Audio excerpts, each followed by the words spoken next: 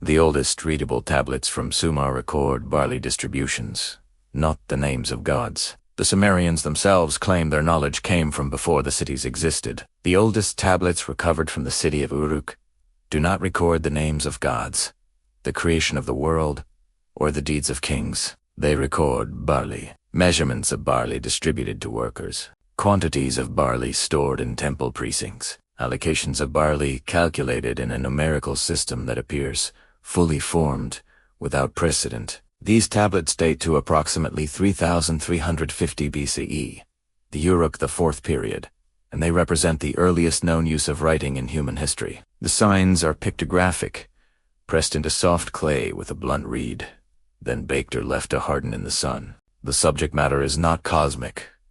It is administrative. If you are listening to this from another city, another climate, another hour of the day, you might consider sharing where you are and what time it is there. It helps us understand who joins these archives and when. This presents a problem, not an interpretive problem, but an archival one. The Sumerians themselves, in texts written more than 1,000 years later, claimed that writing, along with law, kingship, temple rites, and the ordering of cities, was not invented by human hands. They called this knowledge the me, often translated as divine decrees or sacred powers, and described it as something bestowed, inherited, carried forward from a time before the cities existed.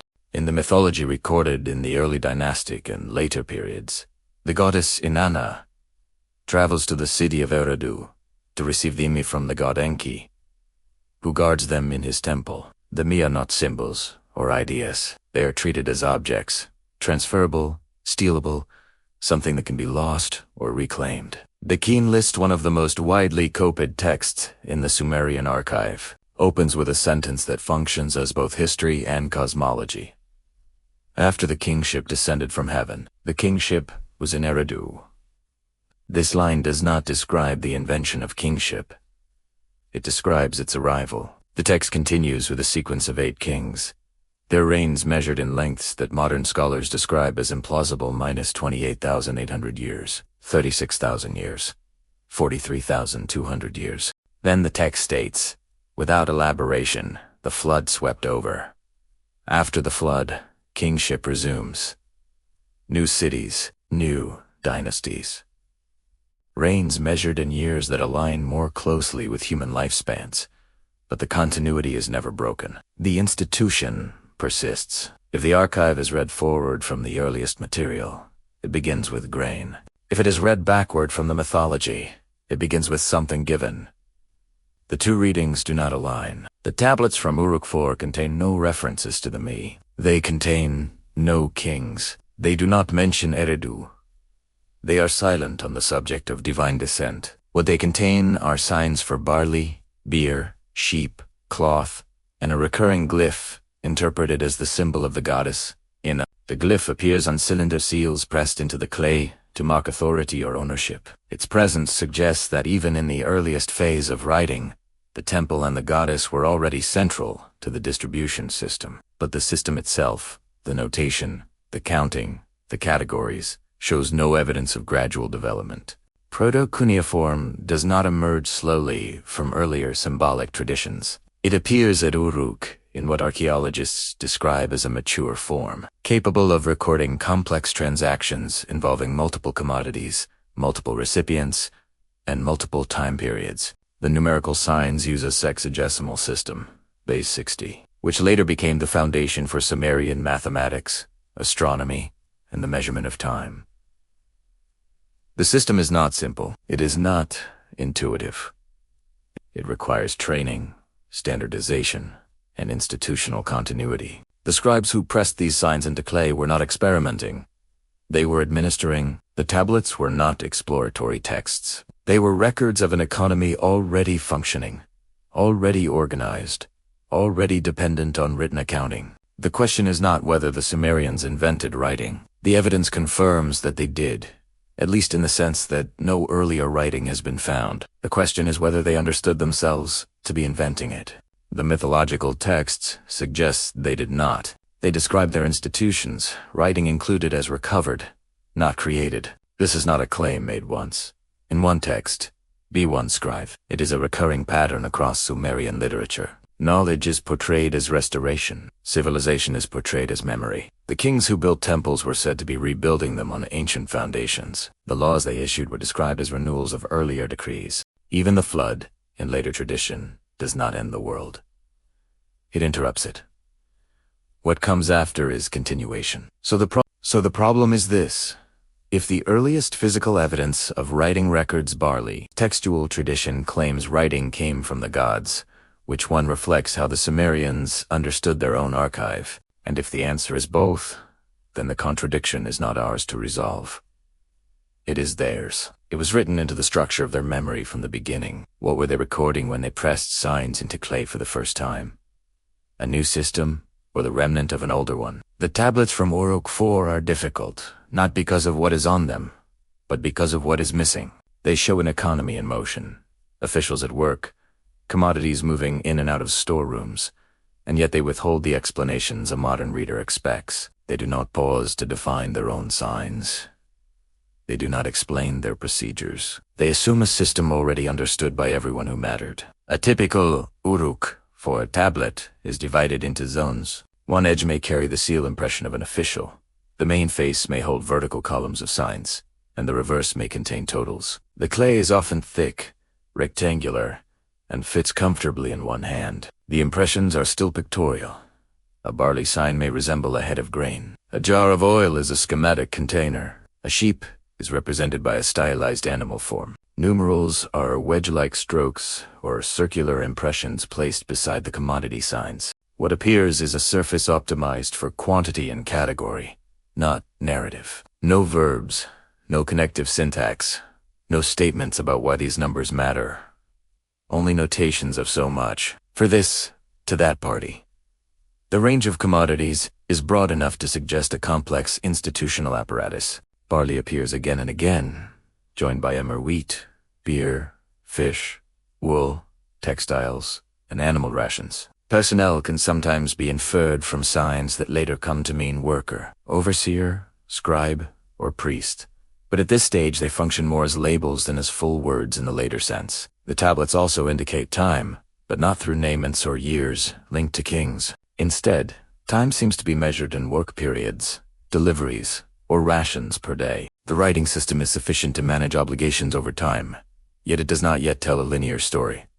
What is notably absent is phonetic spelling. In later cuneiform, scribes use groups of signs to represent syllables, personal names, and grammatical endings. In Uruk IV, the signs are largely logographic and numerical. They stand for things and amounts, not sounds. This implies that the tablets could not easily record speech, dialogue, or extended narrative. Writing, at this point, is not a medium for telling. It is a medium for accounting. The possibility of using signs to capture spoken language lies dormant within the system, but it has not yet been activated. The tablets also lack explicit references to historical events. There are no dates tied to battles, building projects, or royal decrees. No king names these tablets directly. No colophon identifies a royal patron or dedicatory context. This silence does not mean kings or events did not exist. It means the earliest surviving written surfaces were not designed to remember them. The memory these tablets preserve is institutional, not personal. They remember what is owed, what has been received, what must be allocated. They do not remember who ordered it to be so. Another absence lies in the sphere of myth. Later Sumerian literature is dense with gods, genealogies, and cosmological scenes. But the Uruk IV tablets contain almost none of this. In explicit form, where divine symbols appear a star, a rosette, a gate-like sign. Later associated with a goddess, they function as identifiers of institutions rather than subjects of stories. A temple might be marked, a deity's domain indicated, but the tablet remains silent about the deity's deeds. If the gods are present, they are present as headings in an account book, not as protagonists in a written tale. The physical context deepens the pattern. Many Uruk IV tablets were found in and around monumental buildings, interpreted as temples or administrative centers. Their concentration in specific rooms suggests storage as records of transactions, possibly archived for audits or periodic review. Some tablets were found broken, discarded in layers of debris, implying that once their information was no longer needed, they could be thrown away. Writing, at this stage, appears expendable. The clay can be reused or left to crumble, because the system it supports exists elsewhere in procedures, in oral instruction, in institutional habit. The script also reveals a striking lack of visible experimentation on the tablets themselves. There are few corrections, few obvious practice lines, few signs that a scribe hesitated. The layout is usually disciplined. Columns aligned, totals placed where a trained eye would expect them, seal impressions set at meaningful positions. This regularity implies an underlying training regime, yet the tablets do not show us the exercises. The teaching must have taken place on other surfaces, perhaps on perishable materials, or on clay tablets that have not survived. The earliest preserved documents are already products of an established scribal competence. One more gap is felt rather than seen. The absence of explicit rules. The tablets make no attempt to state, this sign means this, or this is how one should calculate that. There is no written grammar of administration. The rules of the system are embodied in its use, not described alongside it. To reconstruct how the signs function, modern researchers must compare hundreds of tablets, align recurring patterns, and infer categories from repetition. For the ancient users, no such reconstruction was necessary. The rules lived in the training of scribes and the expectations of officials. The tablets are evidence of execution, not of explanation. Taken together, the Uruk IV tablets define a narrow but revealing boundary for the earliest writing. They are wide in economic scope, but narrow in discursive range. They can enumerate, classify, and authorize, yet they cannot yet recount, argue, or praise. They bear objects, measures, and institutional marks, but not yet the names and voices that later Sumerian tradition will treat us ancient. The question that follows is simple and unresolved. If the first surviving tablets are already specialized to this degree, on what surfaces, or in what earlier forms did the system that made them possible first take shape? Among the numerical columns and commodity signs on some early tablets from Uruk, one mark does not behave like the others. It is not a measure, not a jar, not an animal. It appears where an institution needs to be named, where an authority has to be indicated, yet it carries the same graphical weight as the sign for barley or beer. In later periods, that sign will be read as the name of a goddess, Ina. On these protocuneiform tablets, it sits silently inside ration lists and delivery accounts, a divine emblem placed within documents that otherwise treat the world as quantities to be moved and tallied. Modern editions of protocuneiform sign lists identify a star-like or rosette-like sign associated with an esne in later cuneiform, and similar forms appear impressed on administrative tablets from Uruk and other early sites. In those contexts, the sign does not introduce myths or hymns. It acts as a determinative or label, marking a particular temple, precinct, or institutional domain. Where the barley sign denotes a commodity and numerals denote quantity, the ananas sign marks where that commodity is going, or under whose sphere of responsibility the transaction takes place. The presence of a deity sign inside an account suggests that the earliest written economy was organized through divine households rather than abstract offices. The seal impressions found alongside these signs reinforce that reading. Cylinder seals from the Uruk period often combine scenes of processions, offerings, and divine symbols with the practical function of authorizing a transaction. When rolled across wet clay, a seal might display a figure approaching a seated deity, a line of offerings, and above them a star or a rosette emblem. On tablets where such seals appear next to commodity entries marked with the sign of Inanna, the visual logic is clear. The movement of goods is framed as service to a divine owner. The seal is not decorative. It is a device that ties these quantities to a recognized sacred domain. What these tablets lack is any explicit statement that the sign represents Inanna in the way a later literary text would name her. The tablets do not spell out her name phonetically. They do not pair the sign with epithets or family relations. There is no line that says, "This belongs to Inanna, goddess of such and such."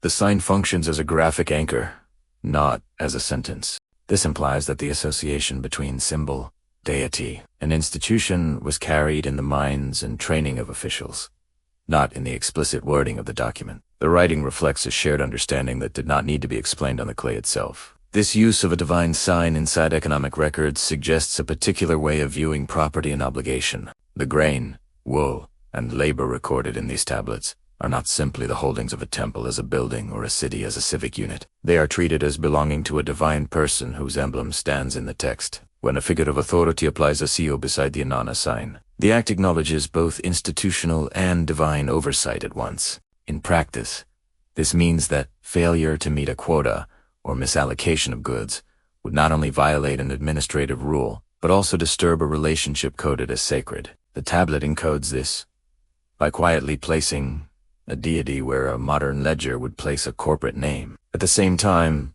the sign's presence marks a limit in what the tablet can convey.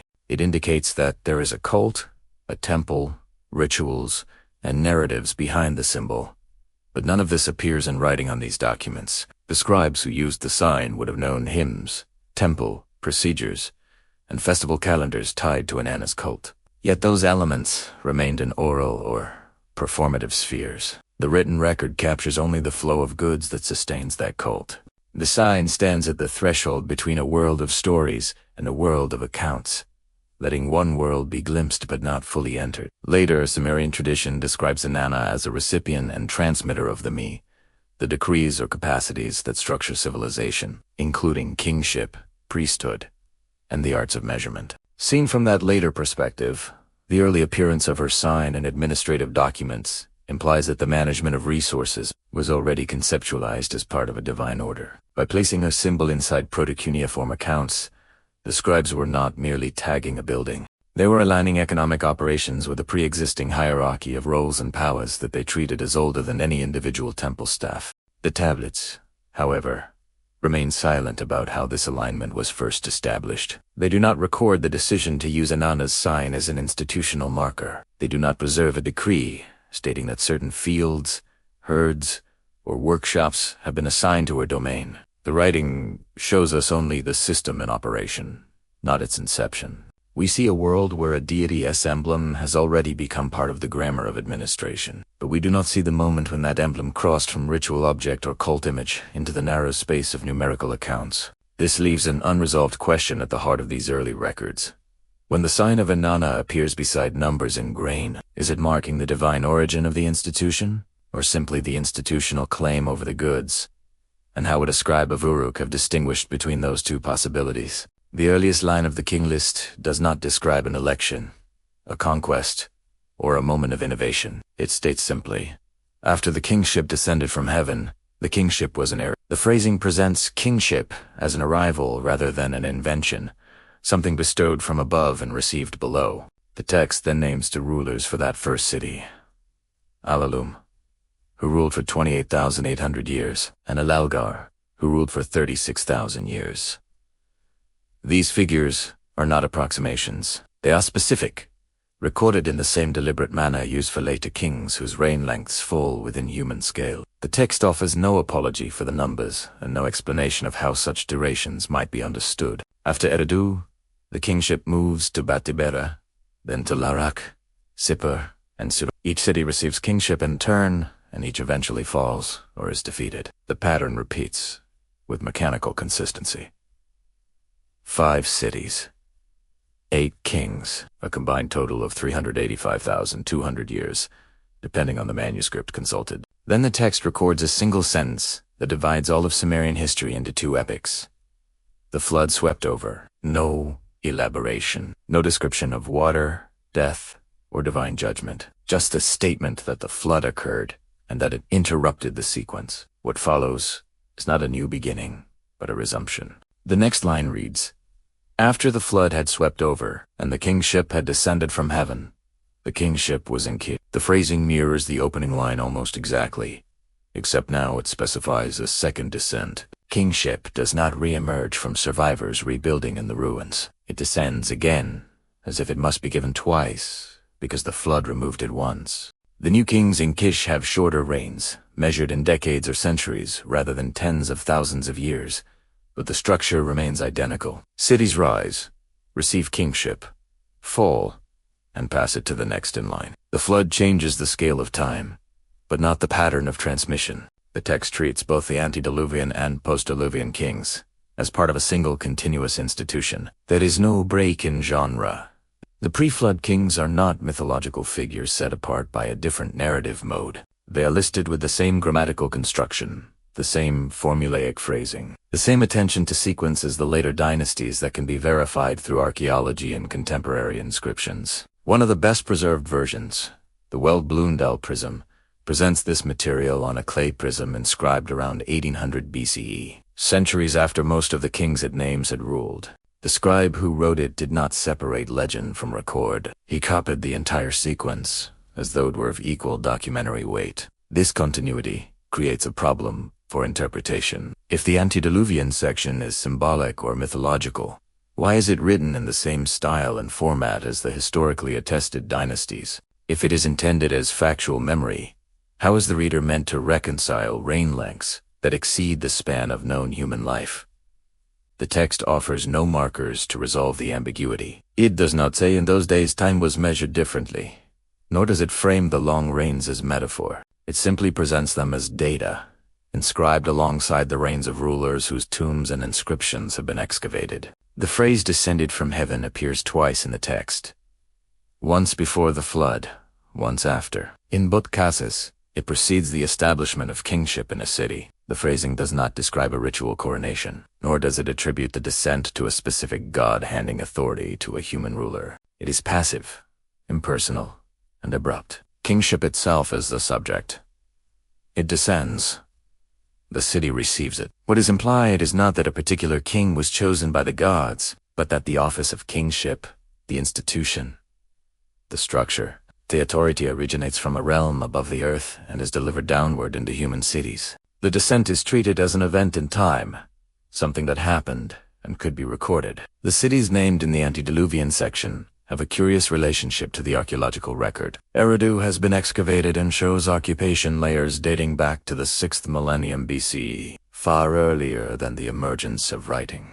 Uruk, the last city before the flood, has yielded extensive archives from the early dynastic period and evidence of destruction layers. Consistent with flooding, the city is not imaginary.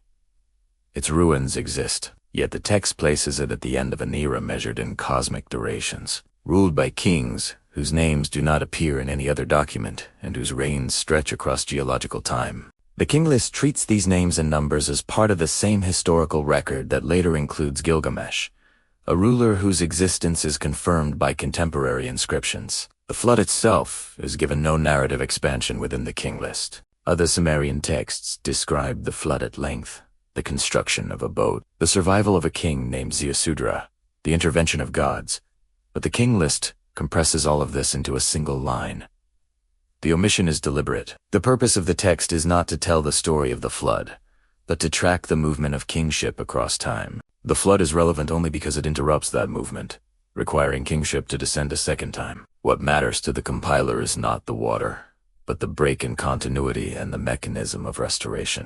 The question that remains unanswered is this: if kingship had to descend from heaven twice, once before the flood and once after, what happened to it in between, and why did the Sumerians structure their entire political memory around the idea that the right to rule did not originate on earth? If kingship descended, then what else came with it? The Sumerian concept of the me provides an answer, though the answer itself raises more questions than it resolves. The me are usually translated as divine decrees, sacred powers, or fundamental principles of civilization. But none of these terms fully capture how they function in the texts. They are not abstract ideals. They are treated as transferable objects, things that can be stored, stolen, carried from one place to another, and lost. In one well-known narrative, the goddess Inanna travels to the city of Eridu and receives the me from the god Enki, who guards them. She does not invent them. She does not negotiate their creation. She takes them, carries them back to her own city of Uruk, and establishes them there. The narrative presents the founding of civilization as an act of relocation, not innovation. The list of me vary between texts, but they consistently include categories that modern readers would recognize as institutional rather than natural. Kingship, Priesthood, the scribo, art truth-telling, the giving of judgments, the descent into the underworld, sexual intercourse, the art of metalworking, and many others. Some are social roles. Some are crafts. Some are ritual procedures. What unites them is that they are presented as existing before any human practiced them. The texts do not describe the invention of writing or the first forging of bronze. They describe the moment when those capacities were made available to humanity, as if they had been held elsewhere and then transmitted. This presents a structural problem for how Sumerian culture understood its own origins. If the administrative tablets from Uruk show writing emerging in a particular place at a particular time, and if the king list shows kingship descending from heaven at a specific moment, then both are consistent with a model of invention or development. But the Me tradition insists that these things were not developed. They were received. The tension is not between myth and history, but between two ways of remembering the same process. One memory is inscribed in clay and tied to specific cities and periods. The other is encoded in narrative and treats those same institutions as older than the cities themselves. The god Enki, who holds the Me and the myths, is associated with the city of Eridu, which the king lists names as the first city to receive kingship. Eridu's temple, known as the is described as the place where Enki resides and where the foundations of order are kept. Archaeological excavations at Eridu have revealed temple structures rebuilt repeatedly over millennia, each new structure built directly on top of the old one, preserving the sacred footprint across time. The layering suggests continuity of purpose, but it also suggests that the claim to primacy that Eridu was first was maintained and reinforced by physical rebuilding. The myth and the architecture support each other. The Me are said to be stored in Eridu, and Eridu itself is the oldest continually sacred site in Sumer. What the texts do not explain is where the Me came from before Enki held them. The narratives begin with the Me already in existence, already organized, already complete. There is no origin story for the Me themselves. They are treated as given, as part of the structure of reality that precedes even the gods' actions within history. This implies a cosmology in which order is not constructed but discovered, not made but inherited. The role of the gods is not to create civilization, but to manage its distribution. The role of humans is to receive it, preserve it, and pass it forward. Later Sumerian kings regularly claimed to be restoring the Me rather than establishing new institutions. Royal inscriptions describe kings as renewing temples, reissuing decrees, and reestablishing justice, all phrased as acts of return rather than innovation. Even when a king conquered a rival city or reorganized a bureaucracy, the language used was often that of restoration. The implication is that the proper order already existed and had been disrupted. The king's task was to bring things back into alignment with the Me, not to invent a new political arrangement. This rhetorical pattern appears so consistently that it seems to reflect a genuine mode of thought rather than mere propaganda. The question of inheritance becomes more pressing when the Me are compared to the material record. Writing, as seen in the Uruk tablets, develops gradually from numerical notation to pictographic signs to phonetic script. Metalworking shows a traceable progression from copper to bronze to more complex alloys. Legal codes evolve in complexity and scope over centuries. All of these developments can be tracked archaeologically and philologically, yet the Sumerian narratives treat them as received whole. The two accounts do not contradict in detail, but they contradict in frame. One describes emergence, the other describes transmission. If the Me were truly pre-existing, then the question is not when the Sumerians learned to write or build temples, but when they began to remember those practices as having been given rather than learned. And if that memory was itself part of the Me, if remembering inheritance was one of the decrees, then the archive contains not only the history of civilization, but also the history of how civilization chose to understand its own beginning. The difficulties that the earliest written records, the ones that might clarify this, are themselves products of the system they attempt to explain. What remains unresolved is whether the Sumerians recorded their institutions because they invented them, or whether they wrote them down because they had been instructed to preserve something older, and whether those two possibilities were to them meaningfully distinct.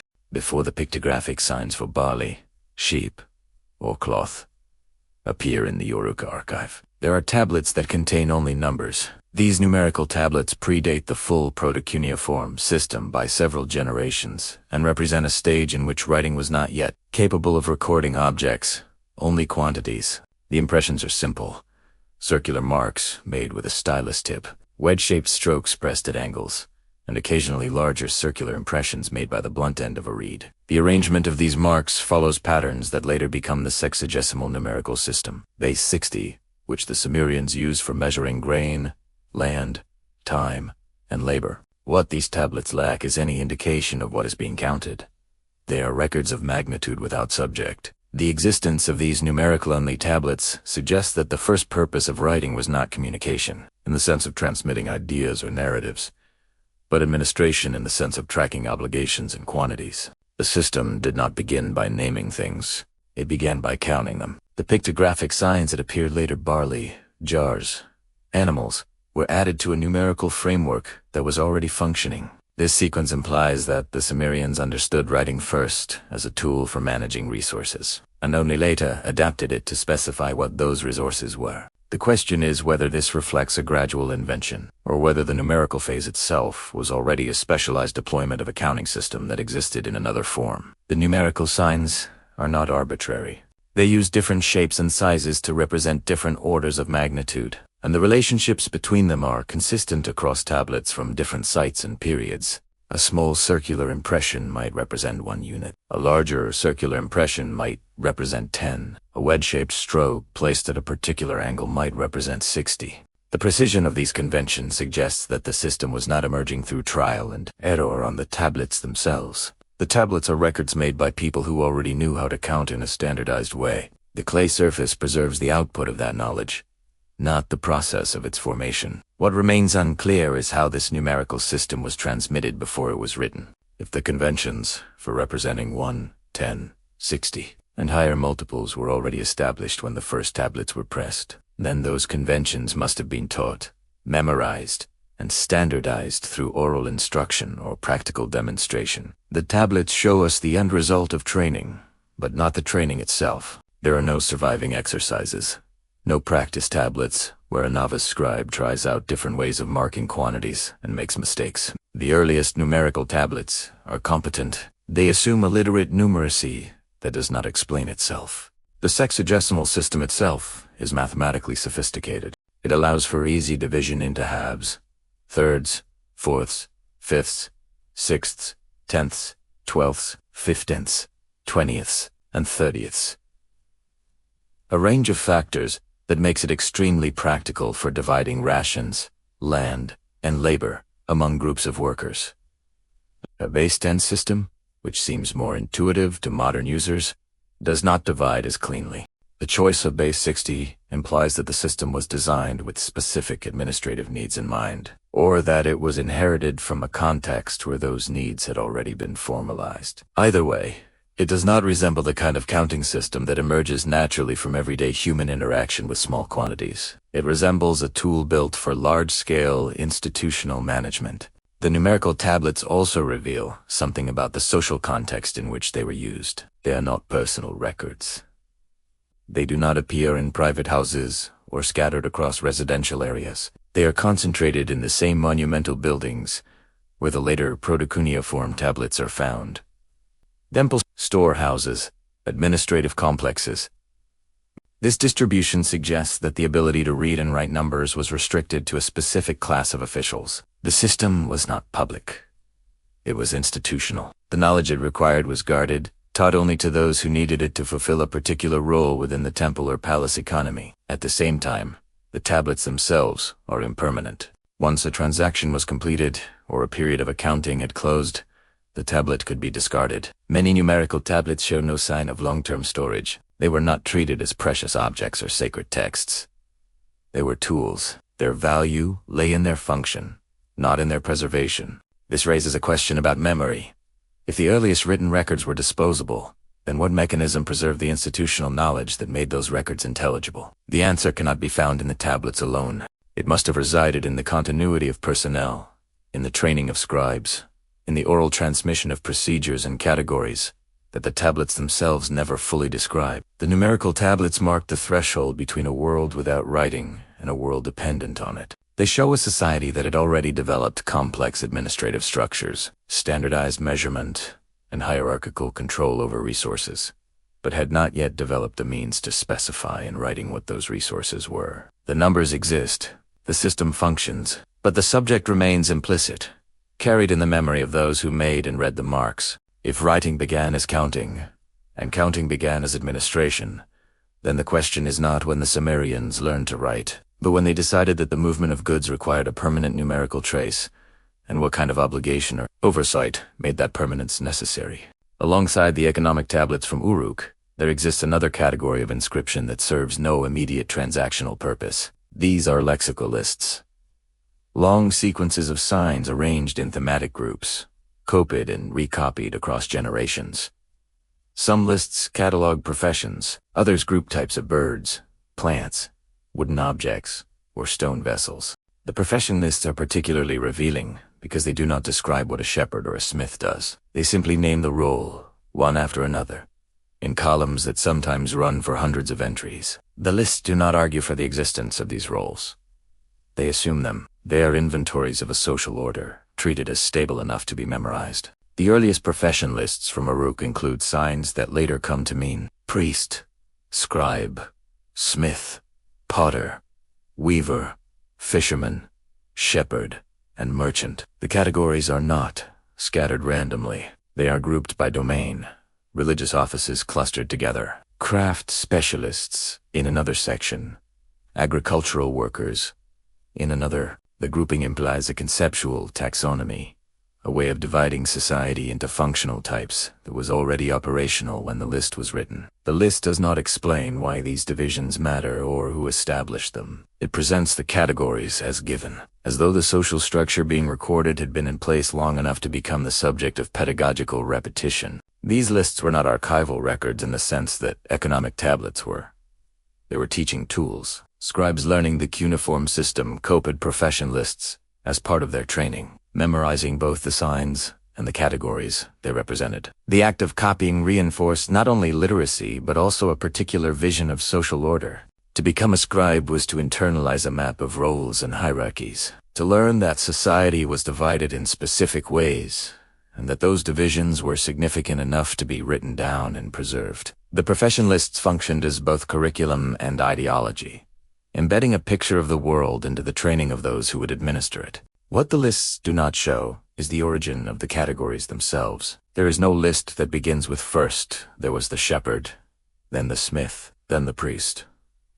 The professions are presented as contemporaneous, as though they all existed at the same time and in relation to one another. This simultaneity is difficult to reconcile with a developmental model of social complexity, in which roles emerge gradually as populations grow and labor becomes more specialized. The lists give the impression that the full range of specialized roles was already present when writing began. Rather than writing emerging to track the gradual differentiation of labor, the profession lists also reveal the presence of roles that depend on institutional stability. A scribe presupposes an archive, a training system, and a demand for written records. A temple administrator presupposes a functioning temple economy with goods to manage and personnel to oversee. A judge presupposes a legal system with procedures and precedents. These are not roles that appear in early or experimental phases of social organization. They belong to a mature institutional environment. Yet they are recorded in some of the earliest written documents from Sumer, as though that maturity had already been achieved by the time writing was used to describe it. The continuity of these lists across time is also striking. Profession lists copied in the early dynastic period, more than 500 years after the Uruk IV phase, preserve many of the same categories in the same order. Later scribes in the Old Babylonian period, nearly 2,000 years after the first lists, still copied versions of these texts as part of their education. The persistence suggests that the categories were not merely descriptive but normative. They defined not only what roles existed, but what roles ought to exist. The profession list became a template, a standard against which social organization could be measured and maintained. This raises a question about how the categories were established in the first place. If the profession lists appear fully formed in the earliest written record, then the process of categorization must have occurred before writing, or in a form of writing that has not survived. The lists themselves offer no explanation. They begin in the middle, assuming a reader who already understands the significance of the roles being named. There is no introductory section, no preamble, that explains why these professions matter or how they came to be recognized as distinct.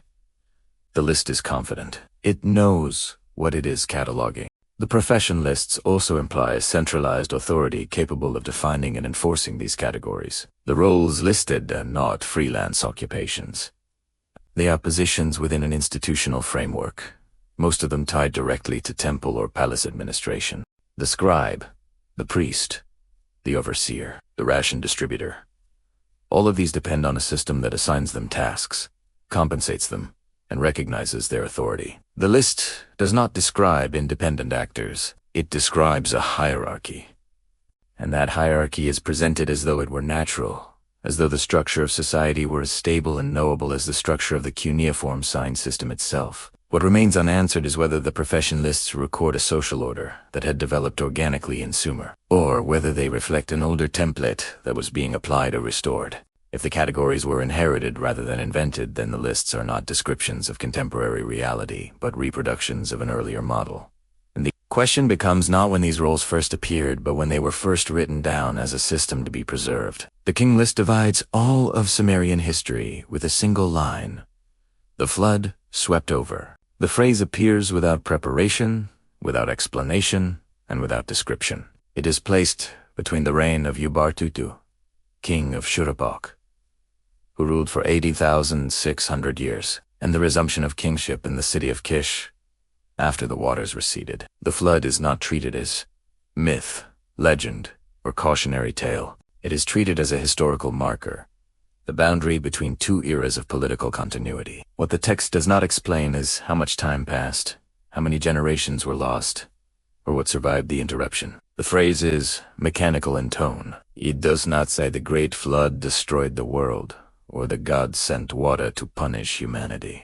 It simply states that the flood swept over, using a verb that suggests motion and totality, but offers no further detail. The neutrality of the phrasing is striking.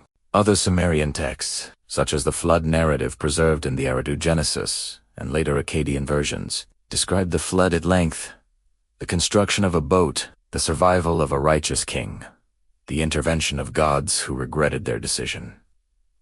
The king list includes none of this. It acknowledges the event as a fact and moves forward. What follows the flood is a mirror of what came before it. The next line reads, "After the flood had swept over, and the kingship had descended from heaven, the kingship was in Kish." The formula is nearly identical to the opening of the text, which stated that kingship descended from heaven and was first in Eridu. The repetition implies that the flood removed kingship from the earth entirely, requiring it to be given a second time. The institution does not resume on its own. It must descend again. This phrasing treats kingship as something external to humanity, something that can be withdrawn and then restored, rather than something that persists through human survival. The post-flood kings have shorter reigns. The first ruler in Kishgayur is credited with 1,200 years. Later kings in the sequence are assigned reigns measured in centuries, decades, and eventually in normal human lifespans. The progression suggests a return to mortal time, though the transition is not abrupt. The text does not explain why the reigns shorten. It does not attribute the change to divine decree or natural law. The numbers simply decrease, generation by generation, until they stabilize within a range that aligns with historical plausibility. The implication is that something about the world changed after the flood, but the text does not name what that change was. Archaeological evidence complicates the question of whether the flood referenced in the king list corresponds to a specific historical event. Excavations at several Sumerian cities, including Ur, Uruk, and Kish, have uncovered layers of water-deposited sediment separating older occupation levels from later ones. These flood layers are not uniform. They appear at different depths in different periods and do not align across all sites. Some scholars interpret this as evidence of localized flooding over centuries, rather than a single catastrophic deluge. Others suggest that the memory of multiple floods was compressed into a single narrative event. The king list does not resolve this ambiguity. It presents the flood as singular, total, and decisive, but offers no chronological anchor that would allow it to be matched to a specific layer in the earth. The choice to include the flood in a political document is itself revealing. The king list is not a cosmological text. It is a record of dynastic succession, a tool for legitimating political authority by showing continuity across time. The flood could have been omitted. The list could have begun with the post-flood dynasties and treated everything before them as irrelevant. Instead, the text insists on continuity. It places the antediluvian kings and the post-flood kings in the same sequence, separated only by the flood notation. This structure implies that the flood was not the end of an era, but an interruption within a longer continuity. Kingship existed before.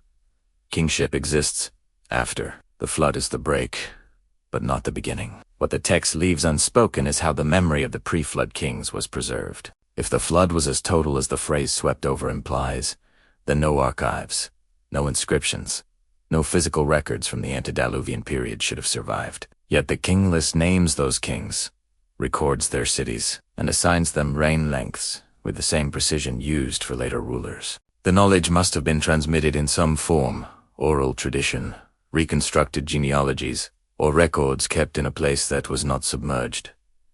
The text does not explain which. It assumes the information is reliable and integrates it without comment into the larger sequence. The flood notation functions as both a historical claim and a narrative hinge.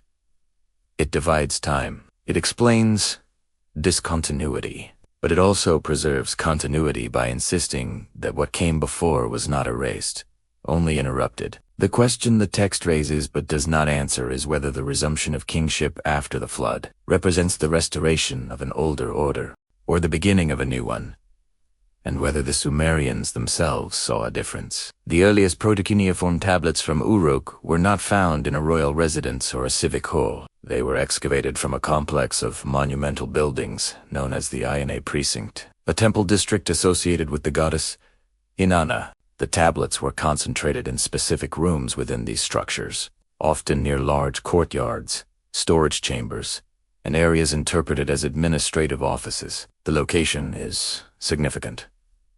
Writing, in its earliest known form, appears not as a tool of secular governance, but as part of the apparatus of sacred administration. The archive is housed in the temple, and the temple is the economic center of the city. The inner precinct at Uruk was not a single building, but a sprawling architectural complex that was rebuilt and expanded over centuries. The structures from the Uruk IV period, when the earliest tablets appear, include massive platforms, columned halls, and courtyards large enough to accommodate processions or public gatherings. The walls were decorated with cone mosaics, clay cones pressed into mud plaster to create geometric patterns in red, white, and black. The scale and elaboration of the construction suggests that the Ino was not merely a place of worship but a center of economic and political authority. The tablets found within it are not incidental. They are part of the operational infrastructure of the temple itself. The tablets recovered from the Ine archive include ration lists, labor assignments,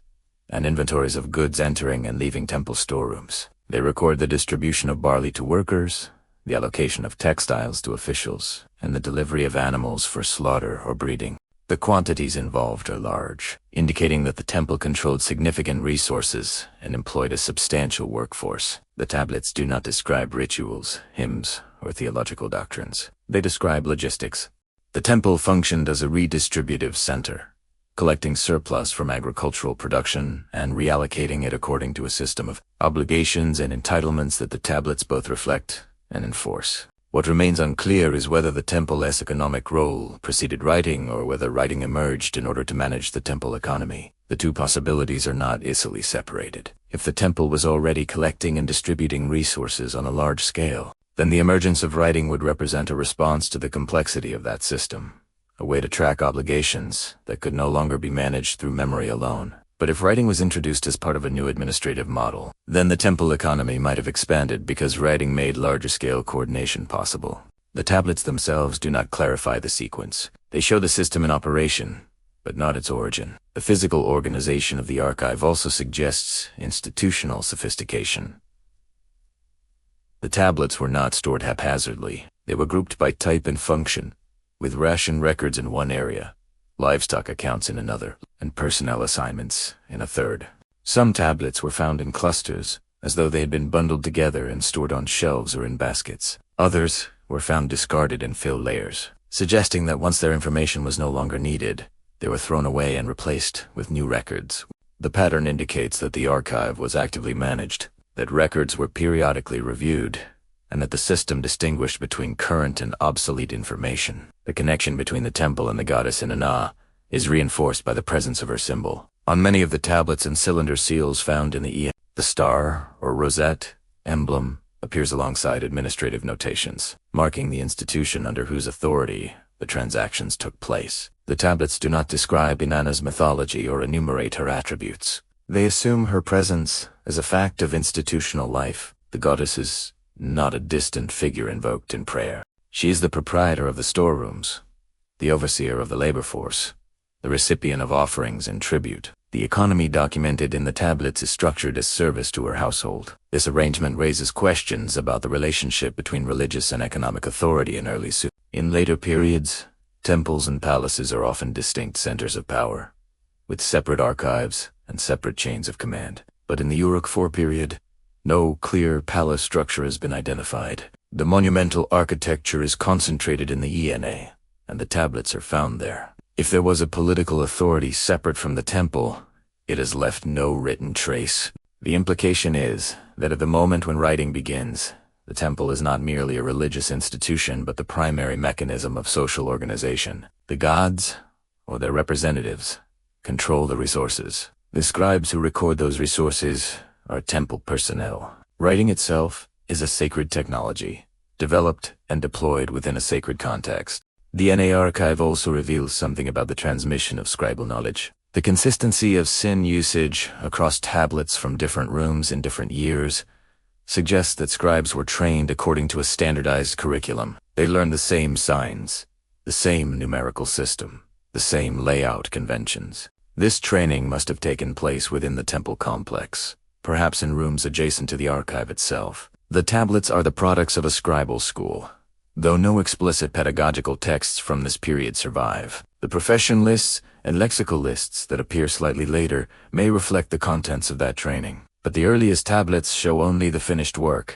What the INA archive does not preserve is any record of how the system was established. There is no founding document, no decree that instituted the archive or assigned scribes to manage it. The tablets begin in the middle of a functioning system. They assume the temple, the goddess, the economy, and the scribal office as already operational. The question that remains is whether the system documented in the ENA was created there, or whether it was imported from somewhere else, and if imported, from where and by whom. Gilgamesh enters the king list not at the beginning of time, but well after the flood and the second ascent of kingship.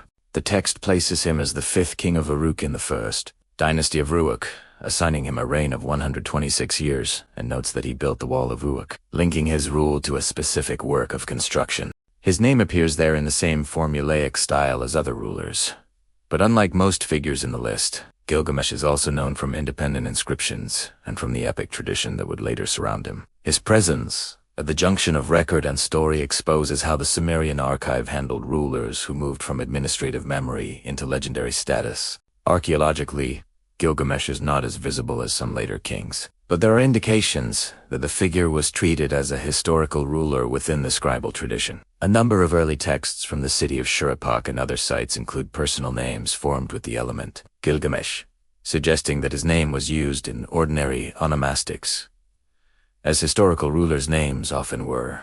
Later Old Babylonian copies of the king list continue to include him in the Uruk sequence, and the epic compositions portray him as king of Uruk responsible for its walls and temples in line with the king list's brief note. The convergence of these strands does not resolve his historicity in modern terms, but it shows that Mesopotamian scribes themselves treated him as part of their political past, not merely as a literary creation. The king list's treatment of Gilgamesh is strikingly restrained. It does not mention his exploits, his companion Enkidu, or his journey in search of immortality. It records only his place in the dynastic sequence and the length of his reign. The epic tradition, by contrast, hardly refers to his reign length at all. It focuses on his character, his labors, and his failure to escape death. The two traditions run in parallel, touching at a few points the city of Uruk, the building of its walls, the mention of his father Lugalbanda, but they never fully merge. This separation suggests that the compilers of the king list were concerned with preserving a specific kind of memory, succession, not narrative. Gilgamesh's appearance in both genres has implications for how the earlier, antediluvian part of the king list is read. If a figure whose story is saturated with mythic elements, encounters with gods, monsters, and primeval survivors of the flood, can also be treated as a historical king, then the boundary between mythic and historical figures in the list becomes difficult to draw. The same scribal culture that set Gilgamesh among the kings of Uruk also set Alu and Al-Algar among the kings of Eridu, with reigns measured not in centuries, but in tens of thousands of years. The presence of Gilgamesh, near the middle of the sequence, anchors part of the list in a recognizable historical landscape, while leaving the earlier sections in a realm where time and rule are expressed in a different register. The inscriptional record reinforces this ambiguity. In later periods, temple hymns and royal inscriptions refer to Gilgamesh as a founding or restoring figurator, crediting him with construction and dedication of cult buildings and city defenses. These references treat him as part of the institutional memory of the city, a precedent invoked by later rulers to legitimize their own works. At the same time, the epic tradition presents him as a seeker of knowledge who visits Utanapishti, the flood survivor, to inquire about the secret of life and death. Thus, in one corpus he is a builder, in another, a figure seeking access to pre-flood wisdom. Both roles position him at a junction between ordinary dynastic continuity and the deeper, inherited order associated with the time before the flood. What his presence in the king list most clearly demonstrates is that the scribes did not separate their rulers into two neat categories, those of pure history and those of pure story. Gilgamesh sits in a sequence that moves smoothly from rulers known only in local inscriptions to rulers embedded in expansive literary cycles. Two rulers with no independent attestation at all. The same document that preserves his name also preserves reign lengths for other kings that modern readers find implausible. For the scribes, there was no need to signal a transition from legend to record. The continuity of kingship was the organizing principle, not the modern distinction between fact and myth. Yet, list as silence about the episodes suggests that its compilers were aware of different modes of remembering the same figure. They chose, in this context, to remember Gilgamesh as a node in a chain of succession, a ruler who held kingship in Uruk for a specified period and then relinquished it to his successor. The narrative material was reserved for other tablets, copied in other contexts, used for other purposes. The separation implies a functional division within the archive. Certain texts for legitimating institutions, others for exploring meaning, mortality, and divine human relations. The unresolved issue is what kind of memory the Sumerian scribes thought they were preserving when they wrote Gilgamesh into a list alongside rulers whose existence remains archaeologically uncertain. Were they recording a king whose stories had grown around him? Or were they maintaining a line of transmission in which story and office could never be cleanly separated? The well-blundell prism is not a fragment or a damaged tablet recovered from a ruined archive. It is a complete object, carefully inscribed on all four sides, with a continuous sequence of kings stretching from the antediluvian period through the third dynasty of Ur, around 2000 BC. The prism is clay, baked hard, roughly 8 inches tall, and designed to be rotated in the hand so that each column can be read in turn. The text flows seamlessly from one face to the next, with no visual or textual break separating the rulers who lived before the flood from those who came after. The scribe who inscribed it treated the entire sequence as a single, unified record. The prism was inscribed during the reign of Utuhigul, or shortly after. In the early 2nd millennium BCE, more than 1,000 years after the earliest events it claims to describe. This temporal distance is not unusual for Mesopotamian king lists, which were compiled and recopied across centuries, often to legitimize contemporary dynasties by anchoring them in a longer genealogy. What distinguishes the well-blundell prism is its completeness and its consistent treatment of time. It does not pause at the flood to signal a change in genre. It records the event in a single line and continues with the same grammatical structure, the same formulaic phrasing, and the same attention to sequence that it used for the rulers who preceded the flood. The opening lines of the prism state, after the kingship descended from heaven, the kingship was in Eridu, followed by the names of two rulers, Alulam and Al-Algar, and their reign lengths, 28,000, 836,000 years respectively. The prism then moves through the 5 antediluvian cities, listing 8 kings in total, before stating, then the flood, swept over. On the next line, it resumes. After the flood had swept over, and the kingship had descended from heaven.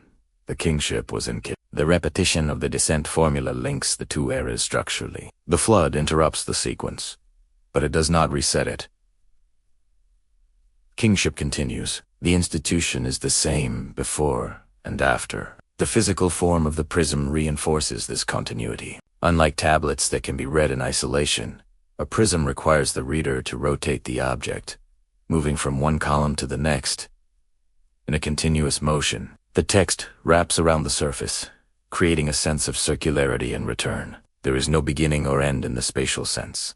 The reader enters the sequence at any point and follows it forward, encountering antediluvian kings, the flood, post-flood, dynasties, and eventually the rulers of the third dynasty of yore who were contemporary with or near to the time of the prism is seen. The format embodies the idea of unbroken transmission, even across the rupture of the flood. The prism also reveals the compiler's choices about what to include and what to omit. The text includes no narratives, no descriptions of battles or building projects, and no theological commentary. It is purely a list.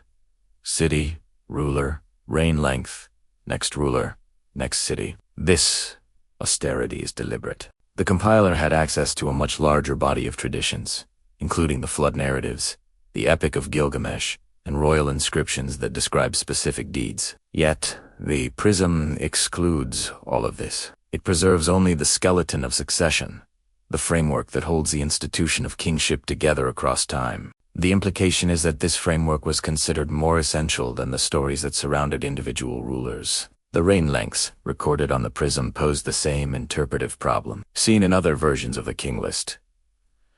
The antediluvian kings are assigned reigns in the tens of thousands of years, while post-flood kings in the earlier dynasties have reigns in the hundreds or thousands of years, gradually tapering down to human lifespans in later periods. The prism does not explain this variation. It does not mark the transition as a shift from myth to history. The numbers are presented with the same authority throughout, as though they were equally reliable.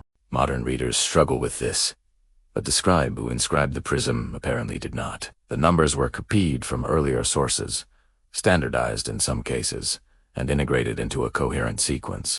The prism's place of origin is not definitively known, but it was acquired in the early 20th century and is now held in the Ashmolean Museum in Oxford. Its provenance suggests it was part of a scribal tradition that valued the preservation and recopying of this particular text. Multiple versions of the king list survive from different cities and periods, but the Weld-Blundell prism is among the most complete. Its survival indicates that the text was considered important enough to reproduce carefully, not as an antiquarian curiosity, but as a functional document with ongoing relevance to political legitimacy and institutional memory. What the prism ultimately demonstrates is that the compilers of the king list did not see a contradiction between including rulers with long reigns and maintaining a sober, bureaucratic tone. The text does not defend its claims. It does not argue for the reliability of its sources. It simply presents the sequence as though it were the form of the prism rotating, continuous, unbroken mirrors the content. Kingship descended, the flood interrupted, kingship descended again, and the chain continued. The question the prism leaves unresolved is whether the scribes who copied it believed they were preserving a literal chronology, or whether they understood the antediluvian section as a different kind of memory, one that was true in a way that did not require correspondence with measurable time. The numerical marks on the earliest tablets do not behave like casual tallies. They obey a structure that, once reconstructed, reveals a base 60, or a system already in operation in the Uruk period. The impressions: small circles, larger circles, angled wedges, are not random marks accumulating on clay. They form repeating patterns that allow quantities to be combined, divided, and converted in ways that suggest a mature system, not an experimental one. The difficulty is that the tablets show the system in use without showing the steps by which it was learned. In the sexagesimal system, 60 is the pivotal number. It functions as a kind of invisible denominator, allowing quantities to be broken into halves, thirds, quarters, fifths, sixths, and many other fractions with ease. Later texts make this clear when they use base 60, place value in astronomical and mathematical tablets. but the underlying logic can already be inferred from the proto-cuneiform accounts.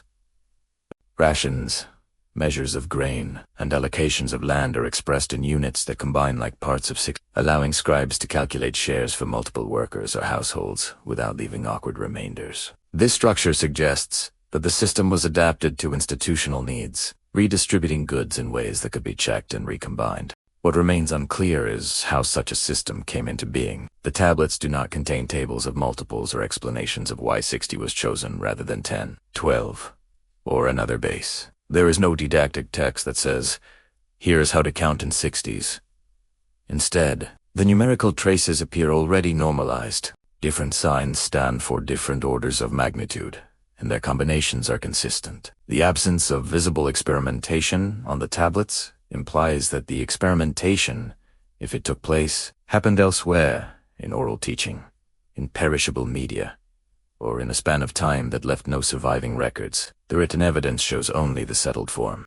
The sexagesimal system is also bound up with the problem of measurement. In later Mesopotamian practice, units of length, area, and volume are all integrated into bas-60 schemes. A field can be described in terms of its length and width, both measured in units that reduce to 6. A harvest can be expressed as a volume in standard containers that fit into the same numerical framework. The early tablets already show the outlines of this integration. They record measures of barley, beer, and oil in unit systems that interlock, suggesting that scribes could translate between different kinds of measures without losing count. The system does not merely count objects. It calibrates the spaces and containers through which objects move. Another implication of the sexagesimal structure is temporal. Much later, Mesopotamian astronomy and timekeeping would adopt hours of 60 minutes and circles of 360 degrees, divisions still in use today. These later developments depend on the same numerical preferences visible in the earliest administrative accounts. From the perspective of the archive, the sexagesimal system is less a mathematical curiosity and more a means of aligning cycles of work, of offerings, of observation, with a numeric pattern that could be repeated indefinitely. Time and space become legible to the institution because they can be broken down into commensurable units. Yet, despite its sophistication, the sexagesimal system is almost invisible in the texts that use it. Scribes do not comment on the elegance of being able to divide 60 by so many factors. They do not celebrate the cleverness of their base. For them, it is simply the way quantities are expressed. The implicitness of the system suggests that it was already traditional by the time it appears in writing. A genuinely new invention tends to call attention to itself in the documents that first record it. Here, there is no such emphasis. The numerals are treated as unremarkable tools. This leads back to the theme of inheritance. If the sexagesimal system appears suddenly in the written record, already coordinated across commodities, measures, and perhaps even work schedules, then the question is whether the Sumerians experienced it as an innovation or as a given structure. Later traditions that speak of divine decrees governing the arts of measurement can be read in light of this, a system that seems too modernized, highly specialized, and optimized could, within that culture, be understood as something received, a pattern to be preserved rather than a technique to be reinvented. What remains unresolved is where the boundary lies between human design and inherited order in the minds of the scribes who impressed those first numerical sequences into clay. Did they see themselves as users of a system that someone had constructed not long before, or as custodians of a pattern that, in their own understanding, had always belonged to the world and only happened, at Uruk, to take written form?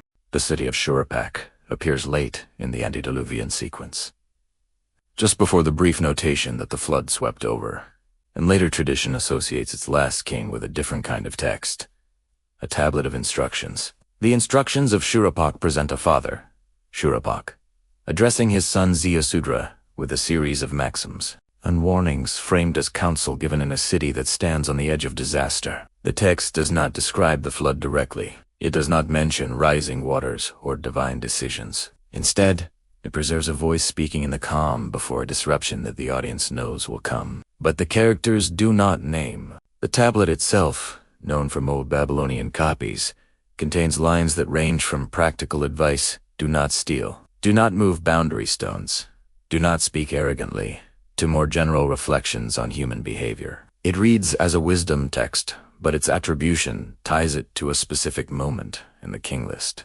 Chronology.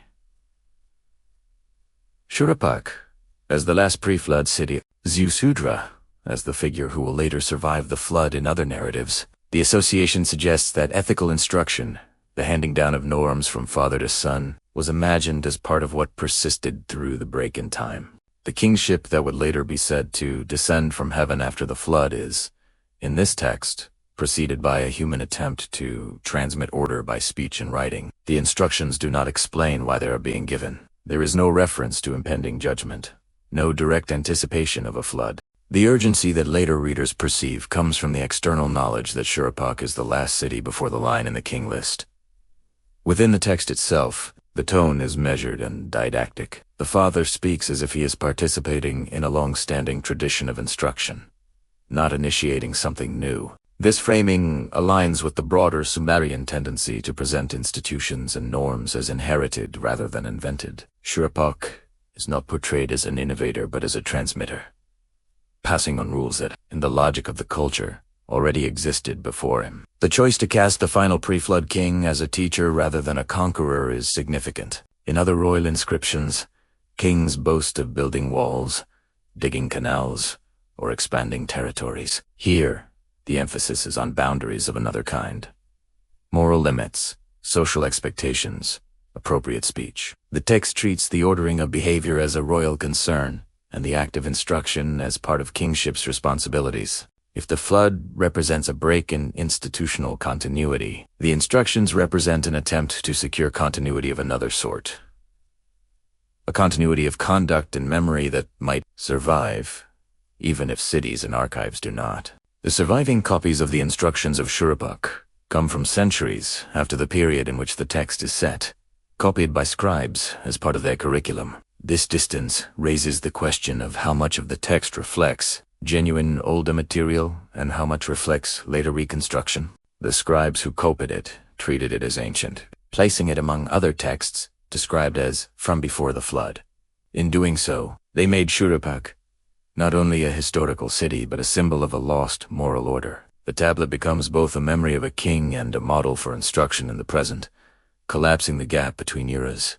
What remains unclear is how the figure of Shuruppak the city and the instructions text intersected in the minds of those who preserved them. Did they understand the tablet as a remnant of an actual pre-flood archive, or as a later composition that captured what they believed a pre-flood king ought to have said? And in either case, what does that imply about what they thought could and should be carried through a catastrophe that erased almost everything else? When the earliest protocuneiform tablets from Uruk are laid out in sequence, they do not present a visible story of gradual invention. They show a system already capable of recording commodities, quantities, institutions, and, in some cases, personal names, using a stable set of signs and numerical conventions. The signs are pictographic, but organized with internal consistency. The numerical values follow patterns that align with the base-60 framework. The layout of tablets follows recognizable formats for accounts, lists, and totals. What is missing, in the surviving record, is a series of intermediate stages that would show how a society moved from non-writing to this level of graphic complexity. The problem is not that there were no precursors. Clay tokens, bula clay envelopes, containing tokens, and numerical tablets clearly predate full protocuneiform and represent stages in which quantities were tracked without full lexical writing. Archaeological work has identified token systems used for centuries before the Uruk IV tablets, with shapes corresponding to different commodities or measures. Yet, when tokens give way to tablets, the resulting script does not look like a tentative extension of token use. It looks like a leap.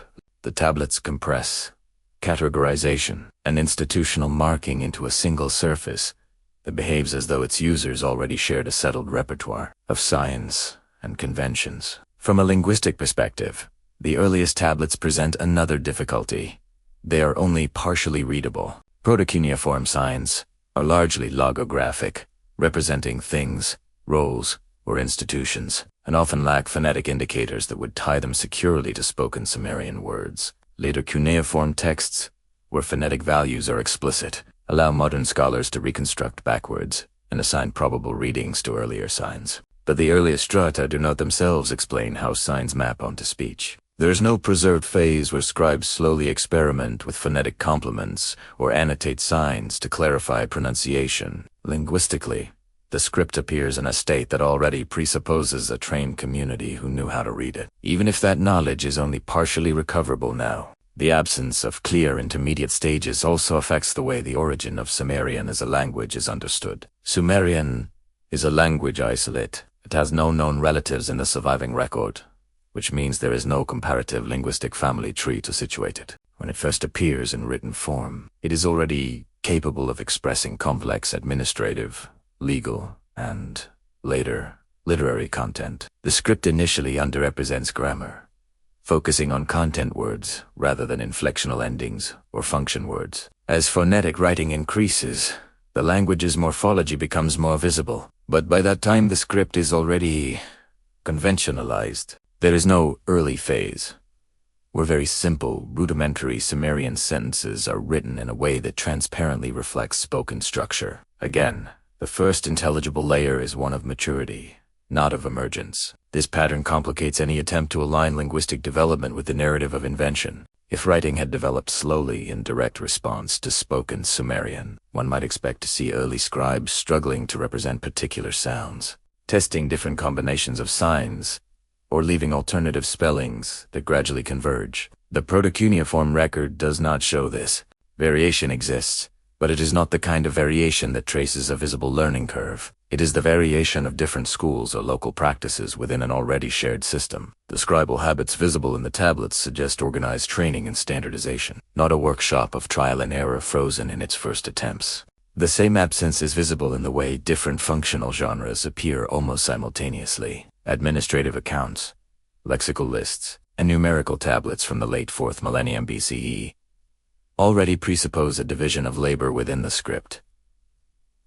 Some tablets track distributions, others train sign repertoires, others encode purely numerical information. If writing were still in a formative phase, one might expect a narrower range of uses, focused on a few basic tasks. Instead, the earliest layers that survive show parallel strands of usage, as though the system had already been adapted to multiple institutional needs. By the time the material record becomes dense enough for modern study, this does not mean that writing and the Sumerian language appeared without history. It means that the visible history is truncated. The first clearly legible tablets are the products of a process that has left few, if any, written traces. From the standpoint of the surviving archive, proto-cuneiform arrives as a functioning tool rather than as an observable experiment. The linguistic problem is that the script's earliest form is already late in terms of the learning curve. It documents mastery, not invention. Within Sumerian self-understanding, this absence can be read alongside the theme of inheritance. Later texts that speak of decrees governing writing, measurement, and authors treat these as things received rather than devised. In that cultural frame, the lack of visible evolution in the script and its uses would not have been experienced as a puzzle. A scribe in Uruk did not need to know how many generations of adaptation lay behind the signs being taught. It was enough that the signs were part of the established order that a novice was expected to accept and memorize. The open question is whether the missing stages are gone because they were never written because they were written on perishable materials, or because they were simply not preserved in the archaeological record. In other words, whether the apparent suddenness of proto-cuneiform reflects the way writing and language were actually adopted, or only the limits of what the surviving tablets are able to show. The archives from the 3rd dynasty of Uruk, particularly those from the city of Umma, around 2100 BCE, represent one of the most densely documented periods in ancient Mesopotamian history. Approximately 120,000 administrative tablets survive from this period, the vast majority concentrated in a window of roughly 40 years during the reigns of Shalgi, Amarsin, and Shusin. The sheer volume of these records has led scholars to describe the Uruk III state as bureaucratic, highly centralized, and systematically organized. Yet when these tablets are placed beside the proto-cuneiform records from Uruk more than a millennium earlier, the continuities are as striking as the differences. Both archives are fundamentally administrative. The Uruk III tablets from Umma record incoming and outgoing goods, labor assignments, rations, distributed to workers, and temple accounts, much as the Uruk IV tablets did. The subject matter has not changed. Grain, livestock, textiles, and labor remain the primary concerns. The tablets are still small, often handheld, and many bear cylinder seal impressions that mark the authority under which the transaction took place. The format remains recognizable. Quantities, commodities, officials, and dates, arranged in columns. The institutional context is also consistent. Many Year 3 tablets come from temple complexes or from offices tied to governors and royal estates. The economic center of gravity is still sacred or state-controlled institutions, redistributing resources according to obligations that are recorded but not fully explained on the tablets themselves. What has changed is the scale and the explicitness of the system. The Year 3 state implemented reforms that standardized calendar dating, scribal training, and administrative language across multiple cities. Tablets from Umar Gursu and Puzri Dagni follow similar dating conventions and use formulaic phrasing that allows them to be cross-referenced and aggregated. This degree of coordination implies a central authority capable of enforcing uniformity over a wide geographic area, something not visible in the earlier Uruk period. Scribal schools, referred to as houses of tablets, were formalized under the reign of Shulgi, producing trained personnel who could operate within a shared bureaucratic language. The archive becomes more legible to modern scholars, not because the underlying logic has changed, but because the documentation is more complete and more systematized. The tablets themselves also reflect increased phonetic writing. By the Year 3 period, cuneiform had evolved to include extensive use of syllabic signs and grammatical markers, allowing scribes to record spoken language with greater precision than proto-cuneiform allowed. Personal names, titles, and verbal forms are now fully spelled out. This makes the tablets easier to read and interpret, but it also reveals something about continuity. The administrative category is visible in embryonic form in the tablets. Roles like scribe, overseer, and priest are still present in the Year 3 archive, now named explicitly and embedded in a more elaborate hierarchy. The structure has become more articulated, but it has not been replaced. One striking feature of the Year 3 archive is its concentration in time. Most of the tablets come from a narrow 40-year window, not from the entire 110-year span of the dynasty. This concentration suggests that the archive does not document a stable equilibrium, but a particular phase of intensive record-keeping, possibly tied to efforts at state consolidation or resource mobilization. The system may have been more elaborate than sustainable, which could help explain why the dynasty eventually collapsed. The density of documentation should not be mistaken for permanence. The archive shows a bureaucracy operating at high capacity, but also one that may have been overextended. Despite the expansion in detail, the Year 3 tablets do not explain their own origins any more than the Uruk tablets did. They do not describe when or why the bureaucratic procedures they follow were established. They assume a reader who already understands the administrative framework. The profession lists, numerical conventions, and categories of goods that appear in proto-cuneiform are still present. Now elaborated but not redefined, the archive continues to function as a record of execution, not a record of justification. The scribes write as though the system they operate within is given, not invented in their own time. The continuity between the Uruk archive and the Year 3 archive suggests that the Sumerian administrative tradition was remarkably stable over more than a millennium. The institutions that controlled resources in 3300 BCE were still, in recognizable form, controlling resources in 2100 BC. Writings served the same purpose: tracking obligations, redistributing goods, and marking authority through seals and signatures. The increase in documentation reflects an increase in state capacity and coordination, but not a change in the underlying logic. The question that remains is whether this continuity reflects the durability of the institutions themselves, or whether both archives, early and late, were already drawing on a template that was older than either one. Preserved through training, oral tradition, and the repetition of scribal practice across generations that left behind only the most durable fragments of what they knew. If the flood swept over, as the king list states, then the question is not only what was destroyed but what survived. The text implies a catastrophic break, yet it also presents kingship resuming immediately afterward, descending from heaven a second time and being received in the city of Kish. The institutional continuity implied by this resumption raises a problem of memory. How could the structure of kingship, the categories of administration, the conventions of scribal practice, and even the names and reign lengths of antediluvian rulers be preserved across an event that the Phoenician, interrupted the physical archive. The earliest written tablets date to around 3300 BCE, in the Uruk IV period. The flood, if it corresponds to any datable event, is often placed speculatively, somewhere in the late 4th or early 3rd millennium, though no single flood layer aligns perfectly across all Sumerian sites. Even if the flood were a localized or symbolic event rather than a singular catastrophe, the king list treats it as a rupture in continuity. Yet the post-flood dynasties inherit the same institution of kingship, the same language, and eventually the same scribal system that appears in the earliest Uruk tablets. The gap between event and record is not bridged by written sources. The bridge, if it existed, must have been oral, ritual, or embedded in practices that left no direct trace in clay. One possibility is that the memory was carried by survivors who rebuilt in the ruins. Archaeological evidence from cities like Uruk and Ur shows destruction layers followed by renewed occupation, suggesting that some populations remained in continued habitation after local floods.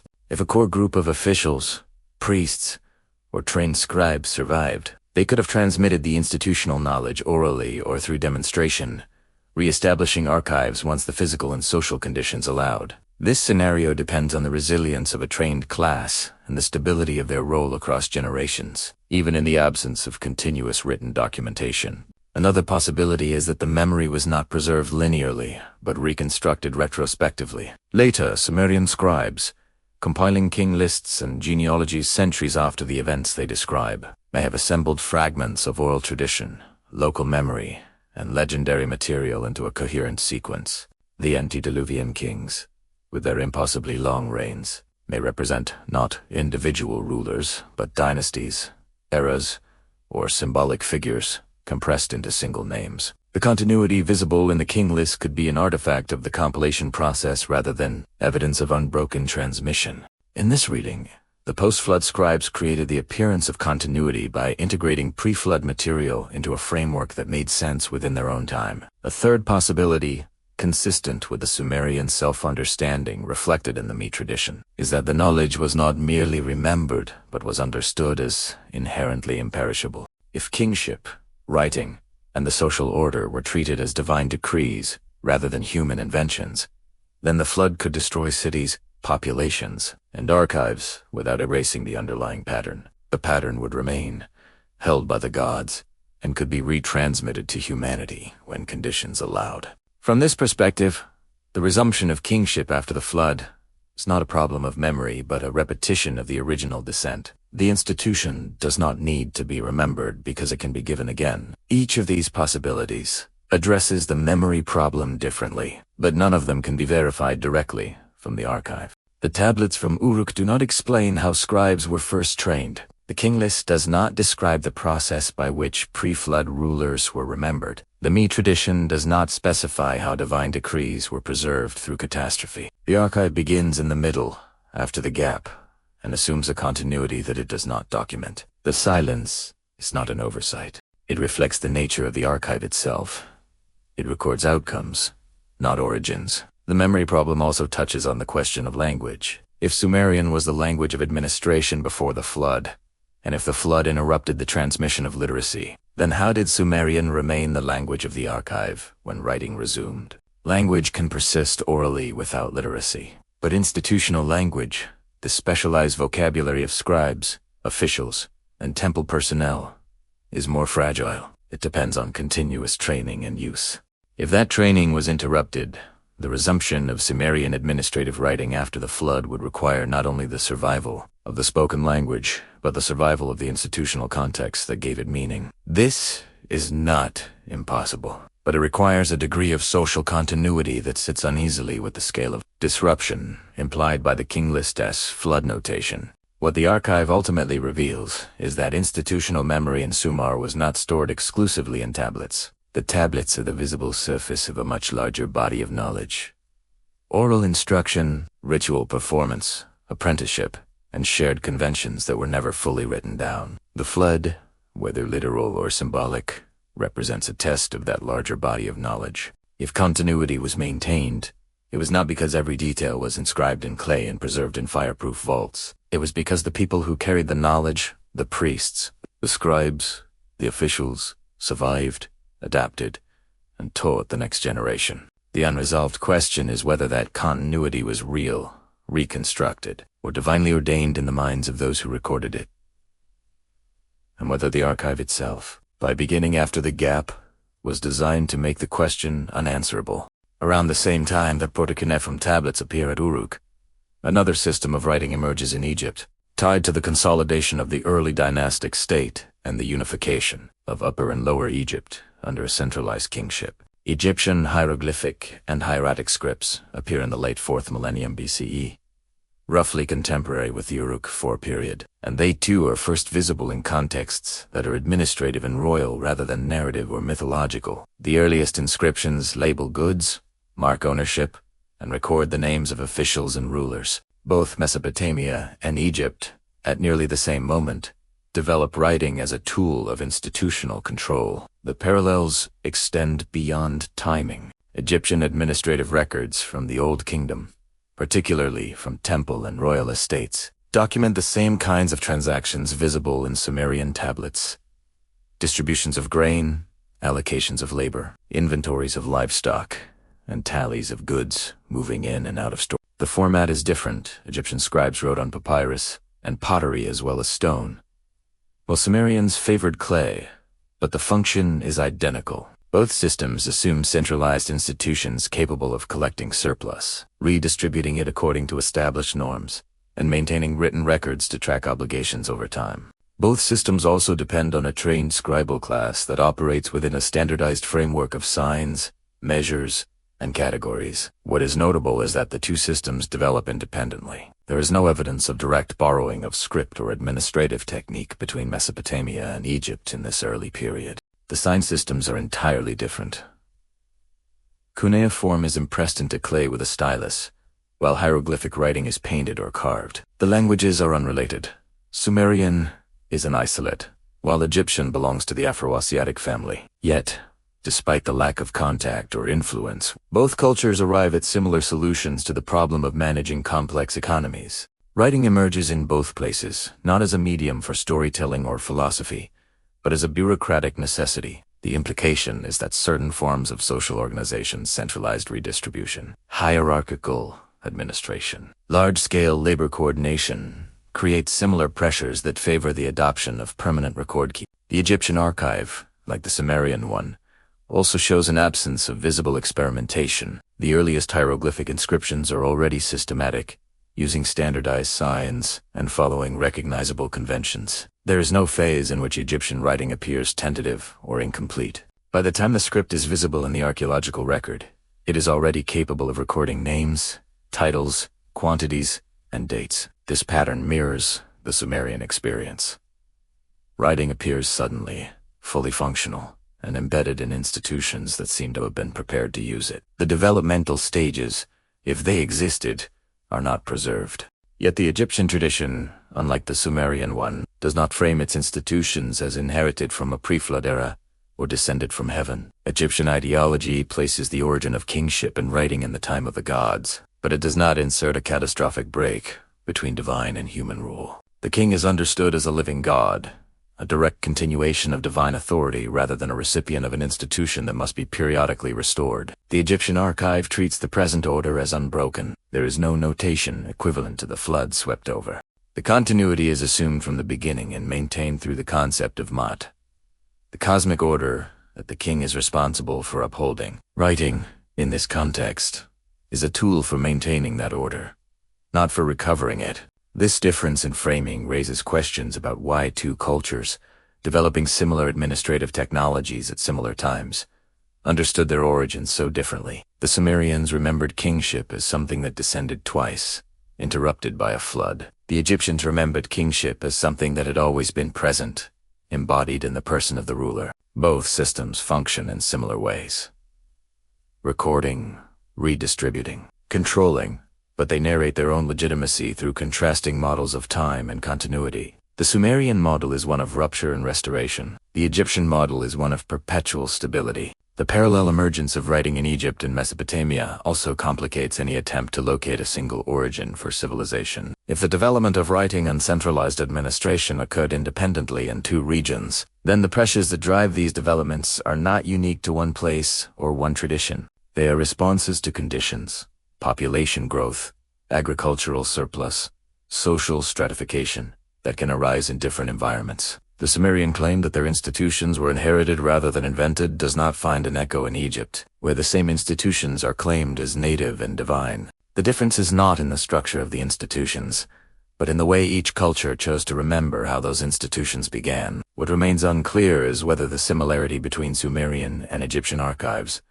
reflects convergent evolution, two societies independently solving similar problems, or whether both were drawing consciously or unconsciously on older patterns of organization that preceded the emergence of writing in either place, patterns that have left no trace except in the structures they made possible. The archive that survives from ancient Sumer is vast, yet it is also incomplete in ways that matter more than the gaps left by time and erosion. The tablets preserve distributions of barley, lists of professions, sequences of kings, and instructions for proper conduct, but they do not preserve the moment when writing was decided upon. The first lesson taught to the first scribe, or the decree that established the categories now treated as natural.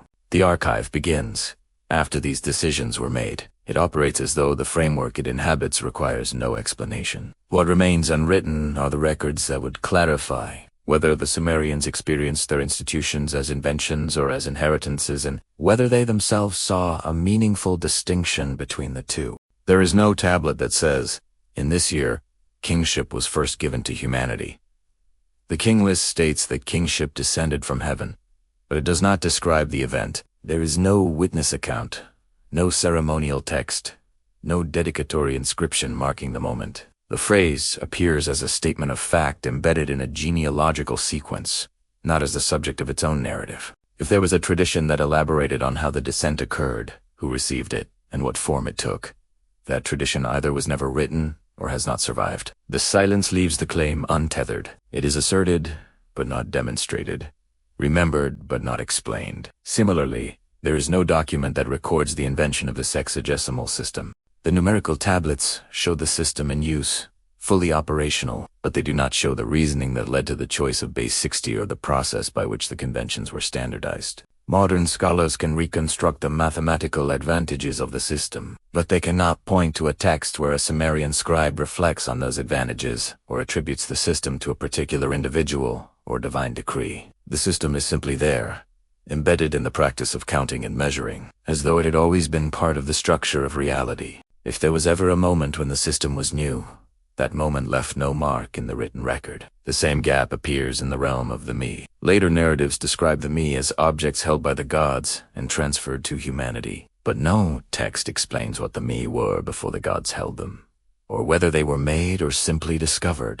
The tradition begins with the me already existing, already complete, already capable of structuring civilization. The origin of the decrees themselves is not addressed. They are treated as fundamental, as part of the order of things that does not require further explanation. The archive preserves the results of the me kingship, priesthood, writing, law, but not their origin. The gap is not accidental. It is structural. The things most essential to the system are the things the system does not explain. There is also no tablet that records the flood as it happened. The king list states that the flood swept over, and other texts tell the story of a king who survived by building a boat. But none of these texts function as contemporary documentation. They are retrospective. They describe an event from a distance, after the fact, from the perspective of those who live in the world the flood left behind. If there were tablets written before the flood, stored in the cities that were submerged, they have not been recovered. The memory of the flood exists only in texts written after the resumption of literacy.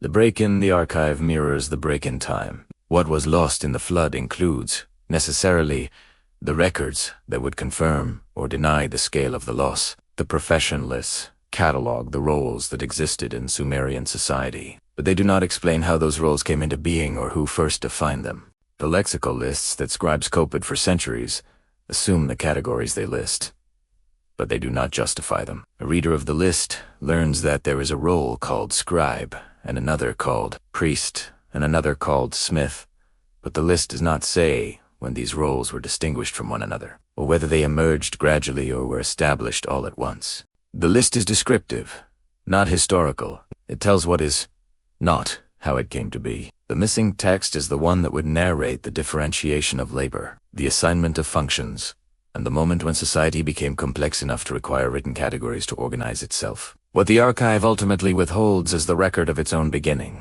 The earliest tablets are already products of a system that knows how to write, how to count, how to categorize, and how to train new scribes to perpetuate the practice. They are not the first attempts. They are the results of a process that is already stabilized. The question is whether that process took place in Sumer, in the centuries or generations before the Uruk IV, or whether it took place elsewhere, in a context that has left no surviving trace. The Sumerian tradition, in its own way, suggests the latter. It speaks of knowledge received, not knowledge created. It frames civilization as restoration rather than innovation. If you are still listening, from wherever you are, at whatever hour this finds you, you might share where the question leaves you, not with an answer, but with an awareness of what the archive refuses to say. The records that would resolve the contradiction are the ones that were never written or were written and then lost, or were understood to be unnecessary, because the people who made the archive believed that some things did not need to be explained. They simply were. And in the space where explanation is absent, what remains is the fact of the tablets themselves. Pressed into clay, baked hard, buried, and eventually recovered by people who no longer remember the hands that shaped them, but who can still read the signs and ask what, exactly, was being recorded when civilization began.